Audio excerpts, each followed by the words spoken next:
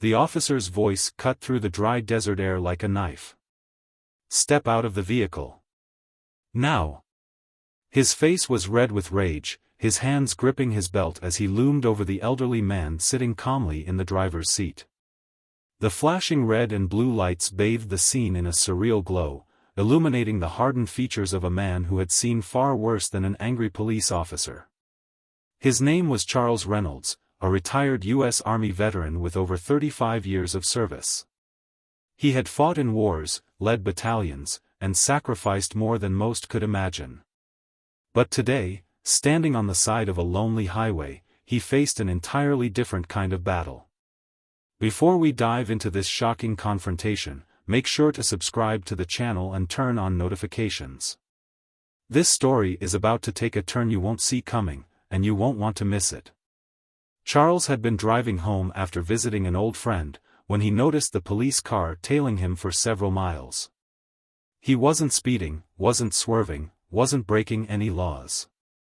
Yet, when those sirens blared and the lights flashed, he instinctively pulled over, years of discipline kicking in.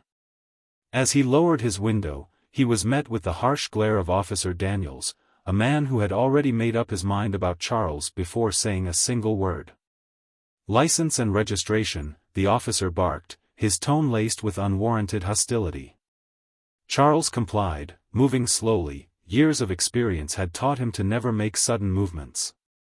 But as he reached for his wallet, the officer's hand flew to his holster. "I said slowly. What are you reaching for?" Charles froze, keeping his hands visible.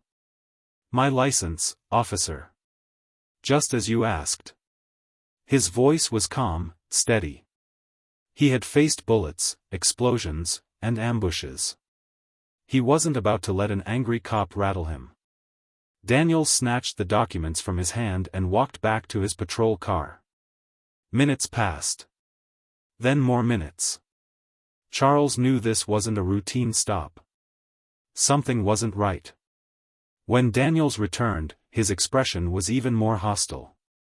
"Step out of the car." Charles frowned. "May I ask why, officer?" Daniels sneered. "I don't have to explain myself. Step out, now." Charles sighed, knowing that compliance was his safest option. He opened the door and stood up, his tall, dignified frame towering over the officer. That only seemed to anger Daniels more. "Hands on the car." Charles hesitated. "Officer, I've done nothing wrong." Daniels took a step closer, eyes burning with a mixture of authority and something darker, something Charles recognized immediately. He had seen that look before, in the eyes of men who believed they had power over others simply because of the color of their skin. "I said, hands on the car." Daniels shouted, his hand gripping his baton. Charles had had enough. He reached into his pocket, not for a weapon, not for resistance, but for his phone. Charles didn't move. His years in the military had trained him to assess every situation carefully before acting. And right now, every instinct told him that no matter what he did, this officer wasn't looking for compliance, he was looking for an excuse. Daniel's hand twitched near his baton, his fingers drumming against the handle.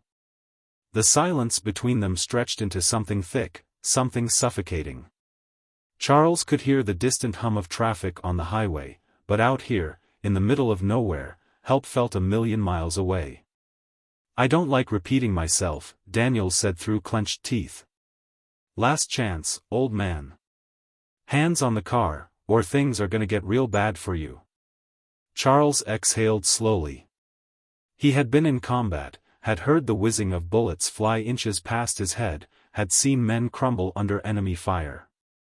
But there was something about this moment, this quiet, insidious abuse of power, that made his blood boil in a way he hadn't felt in years. He glanced at Daniel's badge. The nameplate gleamed under the flashing lights. Daniels. Charles memorized it.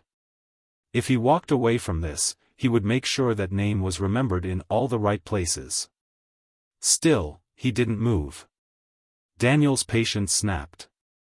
With one swift motion, he yanked his baton from his belt and pointed it directly at Charles's chest. "You think you're special, huh?" Daniels hissed. "Think you're above the law? You're just another old man who doesn't know when to shut up." Charles's jaw clenched, but he kept his voice calm. "I know exactly when to speak up, officer. I also know when a man is trying to intimidate someone because he's afraid." Daniels flinched. Just for a second. Then, as if trying to regain control, he shoved Charles against the side of the car. It wasn't hard enough to hurt, but it was enough to send a message. Charles steadied himself, keeping his breathing controlled. He had seen men like Daniels before, men who thought a badge gave them unchecked power. But he also knew that power was an illusion. Real power came from knowing the right people, from understanding the system better than the people who tried to abuse it. And Charles knew exactly who to call. Daniels reacted instantly. "Put that down." He lunged, but Charles was quicker. With the discipline of a man trained for crisis, he pressed a number on his speed dial. "General Hastings," Charles said firmly into the phone. "We have a problem." Daniels stopped in his tracks. His face twisted in confusion. Who are you calling?" Charles turned to him, his expression unwavering. "The Pentagon." Silence. Daniels' confidence wavered, his grip on his baton loosening. The name, General Hastings, clearly meant something to him. Within minutes, the phone conversation took an even sharper turn. "Put the officer on the phone," the voice on the other end commanded. Daniels hesitated before taking the phone. This is Officer Daniels." His voice, once filled with aggression, now carried uncertainty. As he listened, his face drained of color. Sweat formed on his brow. His once authoritative stance crumbled into something pitiful. When he handed the phone back to Charles, his voice was barely above a whisper. You're a retired colonel?" Charles nodded. "I am." Daniels took a shaky breath. I didn't know." Charles narrowed his eyes. "You shouldn't have to know. You should treat everyone with respect, not just the ones who outrank you." The weight of those words hung heavy in the air. For the first time that night, Daniels had nothing to say. Moments later, another patrol car arrived. This time, it was the sheriff himself. After a brief conversation, Daniels was placed under investigation for misconduct. The very system he had used to oppress had now turned against him. As Charles got back into his car, he took a deep breath. This wasn't the first time he had faced discrimination, and sadly, it wouldn't be the last. But tonight, he had reminded one man, and hopefully many others, that power is not in the uniform you wear, but in the integrity you uphold.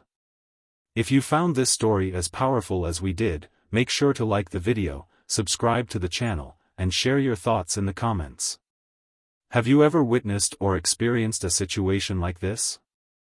Let us know below. And remember, respect should be given, not demanded.